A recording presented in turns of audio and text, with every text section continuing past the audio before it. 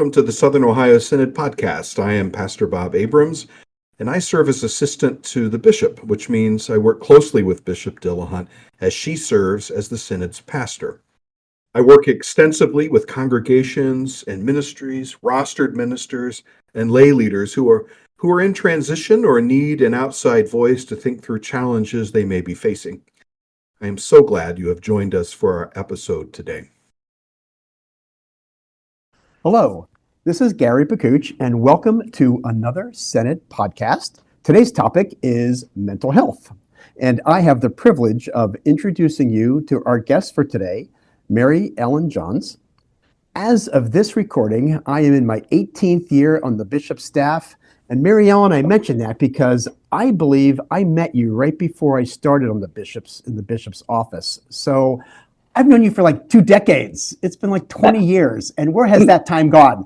I agree. That is pretty wild. I just did the quick math and I don't like that. Yeah, I was thinking the same That means I've thing. been doing this for that long too. So Mary Ellen is a friend and a colleague, and I'm going to have her start us off today by having her introduce herself and sharing a bit about her faith and ministry journey that led to her serving in congregational care and connection. So take it away. Well, thanks. And Gary, it's always good to be together, and thanks for having me here today. I really appreciate the chance to tell my story and to shine a light on mental health always. I think that's been a passion of mine for a long time, and over the past few years, I've worked on making it a part of my calling and my career. So Gary is right. I think we met on a Faith Trek trip way back long ago. I worked as a camp counselor with, at the time, it was LOMO outreach. And so I joined the bishop and Gary and about 50 teenagers, and we headed to Wisconsin and Chicago to help these students grow in faith, live lives of discipleship, and kind of these were the leaders from their churches, and I was a participant in that program when I was in high school, and so that's kind of a good place to start. Is my parents found Prince of Peace because a friend invited us, so we came to this church because someone we knew had invited us to check it out, and I started saying, "Hey, I really like that place, and I really feel like at home at this church." And so kind of following my lead, my parents had come from different backgrounds. My mom was raised Catholic. My dad was kind of a little bit of everything, Baptist, Presbyterian, Methodist, and the Lutheran church was a good spot for them to kind of stop together. And it was just in time for confirmation for me. So I quickly did First Communion and then hopped in some confirmation classes here at the church, and haven't looked back. So that was in the 90s, and I loved growing up here at Prince of Peace, where I'm a member still today. So to fast forward a little bit, I did love some Synod leadership programs throughout my teen years. There were lots of different opportunities. I went to camp, and then was involved mostly, though, at the congregation level was where I really felt connected. And so when I was in college, I commuted for most of my time, and I was spending my nights and weekends as a volunteer youth leader with our staff here at the church, and spent a summer as a counselor with LOMO. And then I was getting ready to graduate with a degree in theology from Xavier. And we had a newer pastor, and I just kept letting him know, I'm really interested in youth ministry. I think I could do that as a job, like not just a volunteer. It's kind of hard for me to have a real job and stay up all night on the weekends with the youth group. And so little by little, they built a position for me. First, it was a part-time position in 2008 here at the church, where I worked with our high school and middle school ministry. And then I think probably with some of Gary's nudging, honestly, he saw and had worked with me, and he helped the church see that, hey, I was really called to this ministry of youth ministry, and that I probably would find that role somewhere if it wasn't here. Yes, I remember going into your pastor's office and saying, do not let her get away. You need to make her full-time. Stop messing around with this. Well, thank you very much for that. And, I don't know if you guys know this in ministry, but sometimes the church can be kind of slow. And that was just the case. They were just working on paving the path. And so it was really great to come full-time in 2010. And at that time, I was at first our director of youth, and eventually added on some family responsibilities in the church, kind of helping oversee our Christian education program, and really loved growing and being a part of so many families' lives here. And we had just a really wonderful and thriving youth ministry program here. And I really think a lot of that is because of the connections I made with people like Gary and other youth directors. We built this friendship, but also this like mentorship and colleagues who you could kind of go to whenever you had questions or you needed to bounce an idea off of somebody. And really, as we grew deeper, like when you really needed support during those difficult times in ministry, during the difficult times in our personal lives. And so have been so grateful for the connections I made in the youth ministry world from very early on, and count those people as good friends today. So I served here at Prince of Peace, where I still serve in that role until 22. And now I am in a role called Director of Care and Connection. And so that transition is kind of what led me, really, the mental health connection really was kind of the bridge for me between these two worlds. During COVID, I remember a meeting over Zoom with my pastors who were supervising. It's kind of like a career conversation, and I became really teary to them. And I said, I think I need to go back to school. I need to learn more about counseling. I think I want to be a counselor. And I was worried that it was maybe like, me saying goodbye here and trying to figure that out, but not really wanting to leave. And they said, well, yeah, of course, go. Let's support you. Good. Good. You already are our counselor on staff. So they lifted up those gifts in me, which was really affirming and supportive. And, COVID was obviously, it was like a big mental health wake-up call for so many people. But when I really think back about it, my own personal mental health life has been connected to the church. My family, that we have different concerns, different experiences of mental health and wellness. And so that had been a part of my life since I was a kid. And then every person I ever have visited in the middle of a mental health crisis at one of our inpatient units here in Cincinnati, or at in a facility, they've been connected to Prince of Peace. So I don't need to tell you that just being a part of a community of faith or being a Christian doesn't keep those things away from us, those problems that come. But instead, it was for me at like thinking, how can we as a church support people where they are when they need it most? And I think in mental health crises, those times are raw, but all very, very good ways and places we can show up for them. So looking at your path, this has been a pretty consistent path of next steps for you to get where you are today. And it's one thing after the other. And it's also, when I was first asked to do this Director of Care and Connection role, I was in, it was my niece's senior year of high school. I was like rocking and rolling in ministry at that point. I had really large youth group. I had, I knew what I was doing. I could lead a lock-in or a retreat with 10 minutes notice. And I was like, no, I think I'm good. I think I'll stick where I am. But it was me saying to one of our pastors at that time, hey, I think this position that we need, it needs to be somebody that's incredibly pastoral, somebody that can walk alongside people, somebody that really connects and like cares about people, and like maybe even can get us kind of deeper connected with folks and help people to not just come to worship, but maybe to invest their lives here. And this pastor looked at me and said, I think I'm talking to the person I want to do that. And I think that is you. And I think you have those very gifts that you're calling out. And so, I really value being here, but also it was a confirmation of that calling that exists still in this community, even though it looks very different than it did in youth ministry.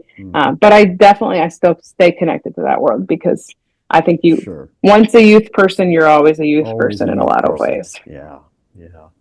So moving into some specifics about mental health, what are some of the most pressing mental health concerns you see in your different contexts? And has that changed at all over the years, or is pretty much the same?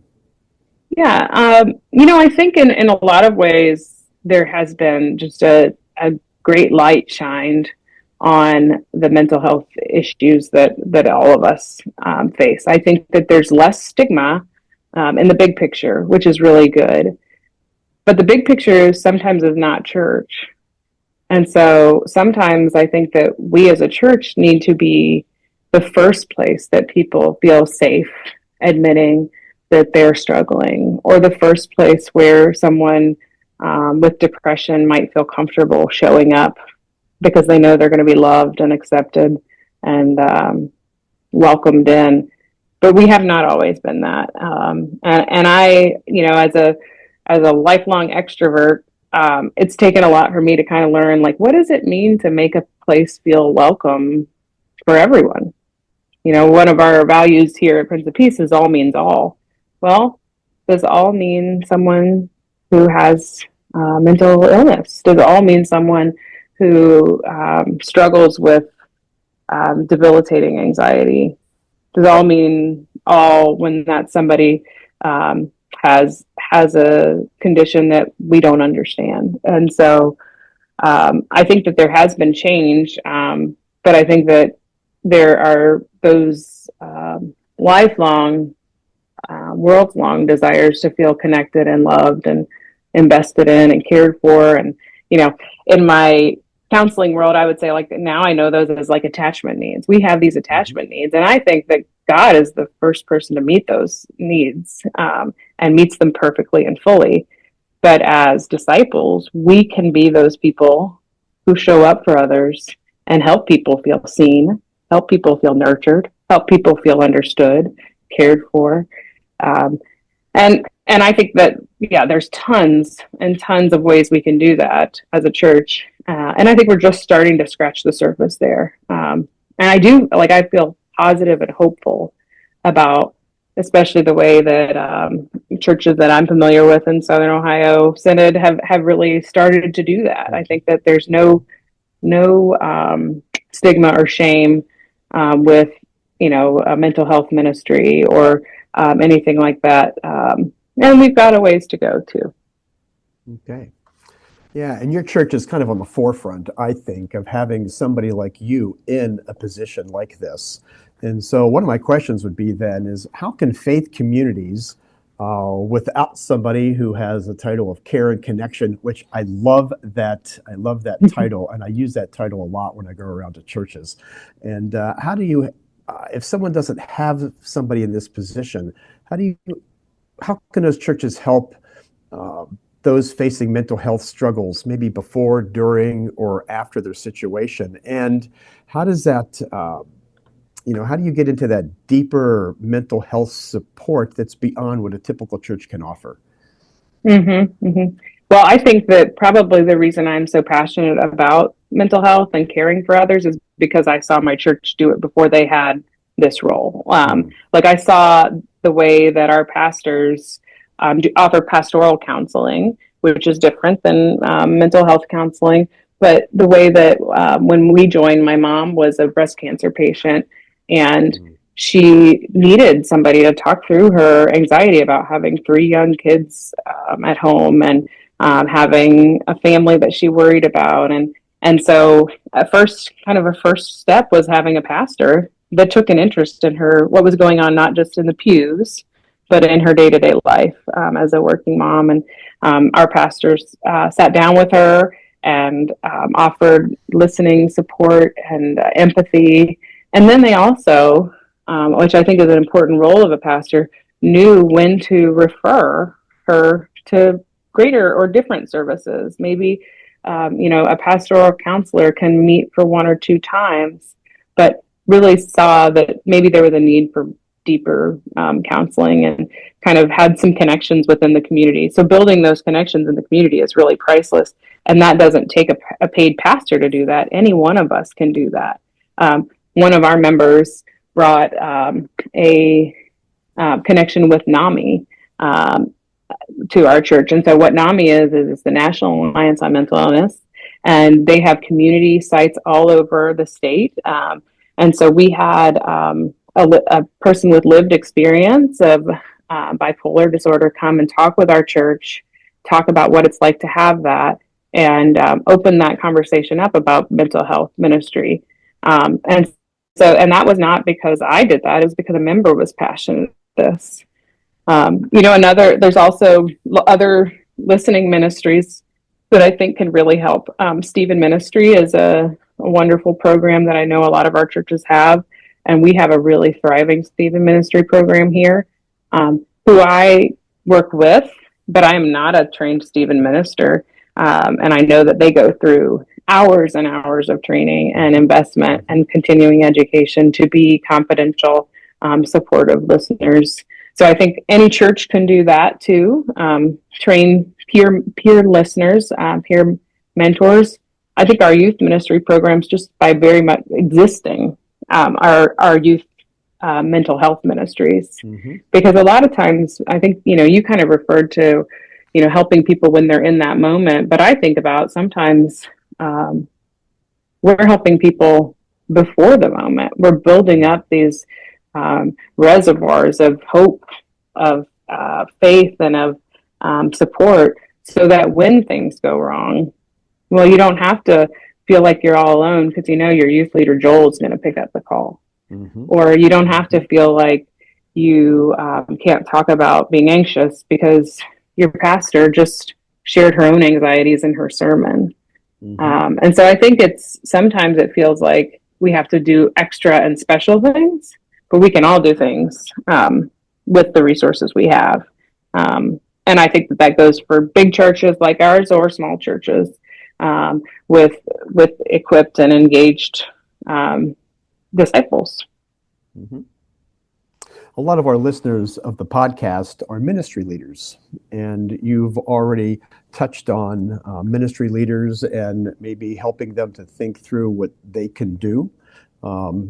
But I would ask, are there any other resources or any other pieces of advice that you might give to folks? Any books you'd recommend, or trainings that you think are best for folks? And just kind of take that. I'm thinking of that person mm-hmm. who just, is like, okay, how do I improve myself and become more aware? Yeah. Luckily, I think we are a part of a synod that really values continuing education. And so I've seen opportunities come up in the last, 6 years, 7 years, where I'm like, oh, I want to do that. I want to go to that family systems workshop, or I want to hear about faith in an anxious world. So I would say, first of all, being connected to greater organizations. The Synod offers a lot. We're really blessed to have a seminary and universities that are really always offering things like workshops, continuous ed, and maybe going outside of the church some too, because there is the context of the being in church, but most of our people still view the church as a place they go to, and they live in a world outside. And so looking for community organizations, NAMI is one that comes to mind. In Cincinnati, there's one called 1 in 5. There is a lot that our local schools are doing. Hope Squad is one that comes to mind, where where kids are being trained to kind of look out for markers of suicide prevention and help other kids. I have been fortunate to do some of the ELCA Youth Ministry Network extravaganza trips where they go, and it's continuous education. It's actually about mental health for ourselves as ministry leaders. Yes. And I think Yes. that's something that just is so important, because we spend our lives pouring into others and sometimes forget that we need to maintain our own mental, physical, spiritual, emotional health too. And so the extravaganzas have been a really good kind of like a check-in place for me to do that. So, and not only that, like the continuous ed they have, I've met counselors, professional counselors who do work in ministry.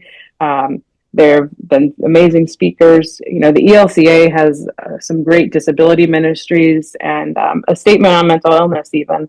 And so to be a part of a bigger church, especially, I think no matter what level of ministry you're a part of, to know that there are others that are passionate about these very, very topics can be really uplifting.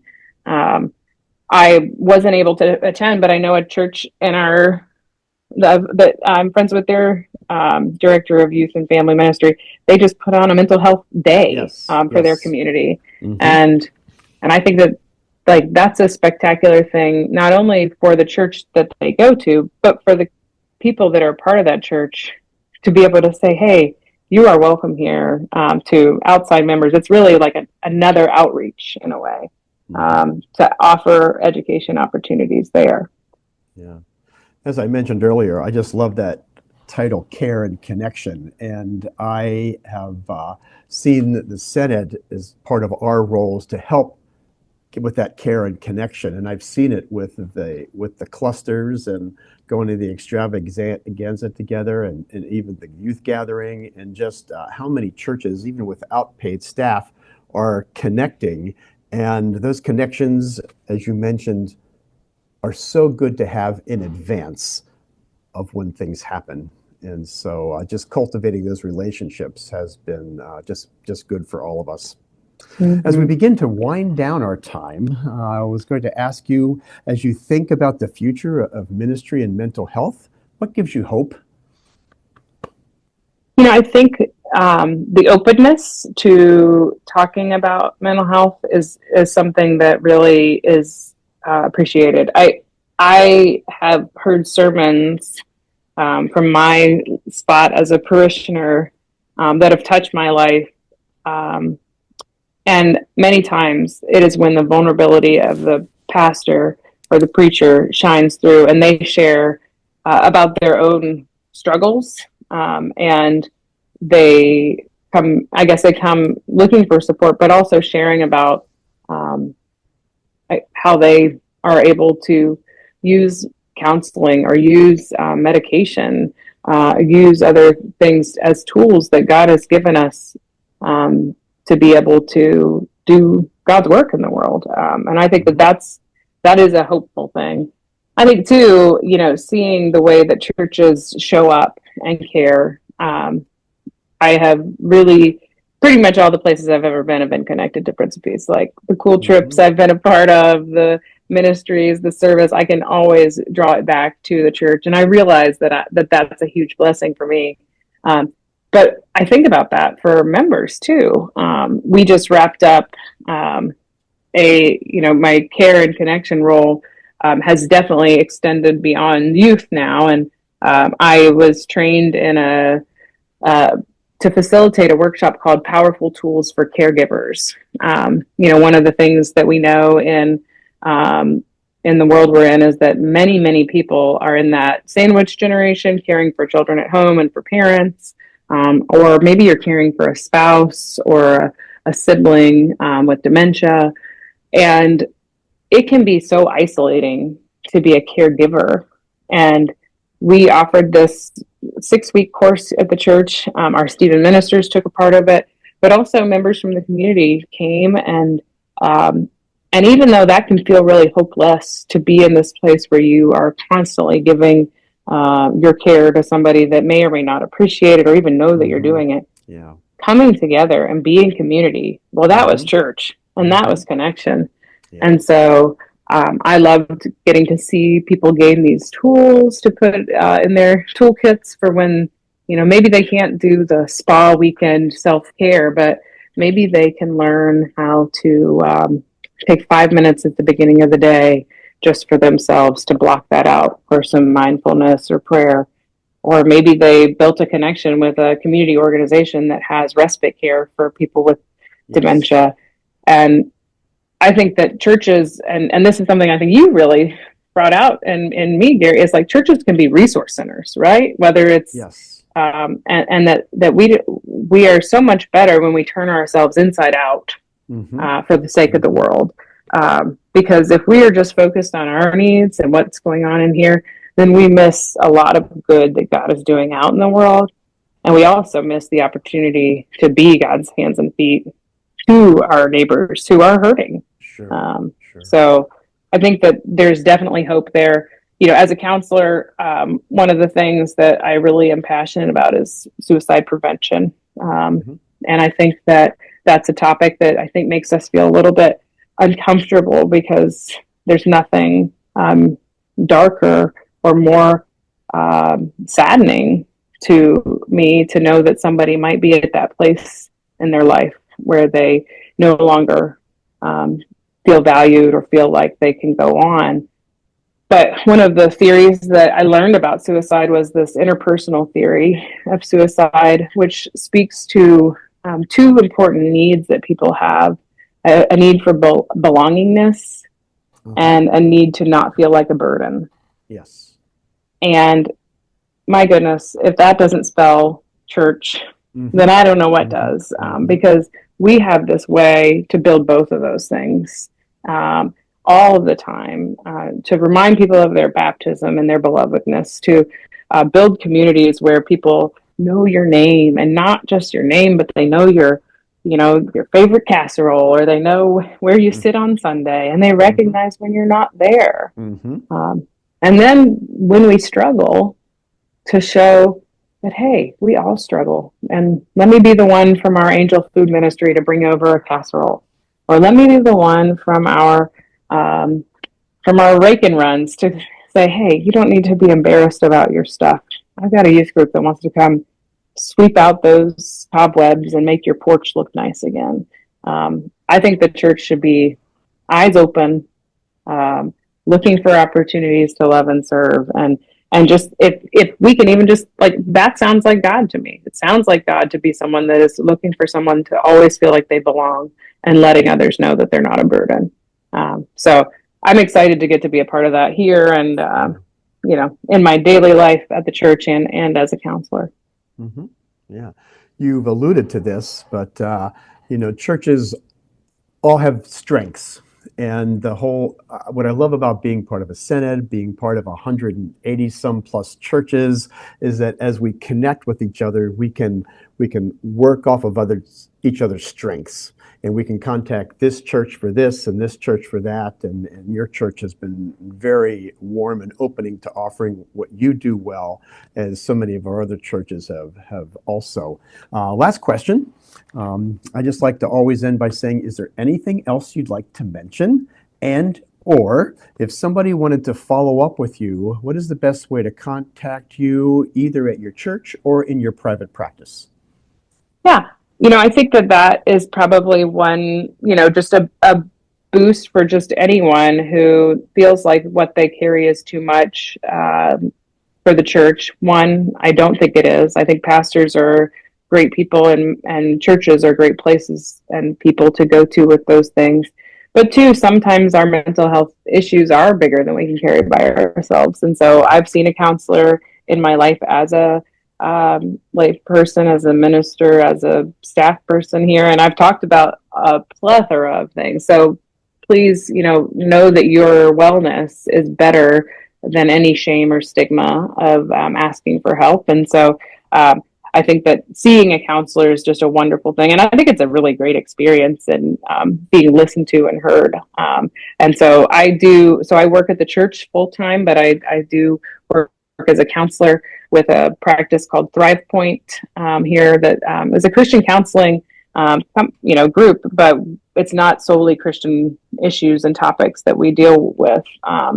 So I would love to talk with churches or individuals about their ideas for mental health ministry. And I hope that as my role kind of keeps coming into life, that I've got more space and time to daydream about these things with people. And I'm a watcher. I watch and see what other churches are doing, and I piggyback or jump in or join in, and I think that that's a really good thing too.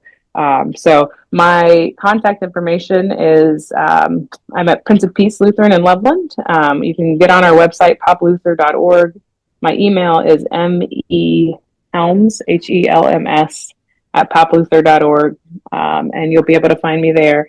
Would love to get to know anybody with questions on these things, and appreciate the chance to reflect and talk with you. And thank you for really, I think that it is true. Like, we are doing mental health ministry when we do youth ministry, when we do music ministry, when we do art ministry, when we do. Thanks for saying that. Yes. Yeah. It's a full that it's a part of us. So I appreciate the chance that, and I think that having a synod that cares about these things is a really special thing. So thanks for the time today, Gary. Sure. Well, Mary Ellen, on behalf of the Synod and myself, we thank you for your time today. God's continued blessings on your ministry, and thank you for being willing to share your thoughts with us today. Take care. You're welcome. Thank you. This is Bishop Suzanne Darcy Dillahunt, and I want to thank you again for joining us for this podcast episode. This episode is dropping in May, which is Mental Health Month. We are grateful for Mary Ellen Johns and others who work in the mental health field, who advocate for care and connection. We're including a list of resources in the show notes for this episode, several of which were mentioned during the episode. National Alliance on Mental Health, NAMI. They have offices across the country. You can use this tool on this website to find your local branch at www.nami.org/find-support. ELCA Disability Ministries is a larger network of specific ministries. The link to their webpage is in the show notes, or you can search the ELCA's website, www.elca.org, for disability ministries to find out more. The ELCA social message on mental health was adopted by the ELCA Church Council in 2012 and is linked in the show notes. This offers a way to think about how to accompany and care for individuals with mental health concerns through a biblical and theological lens. There are so many resources for mental health, and we know we have only listed a few of them. If you would like to contact Mary Ellen Johns directly, her email is mehelms@popluther.org. Make sure to subscribe on your preferred podcasting platform so you can catch our next episode. Until the next time we gather on this podcast, remember that we are stronger and better together, joining Jesus in the restoration of the world.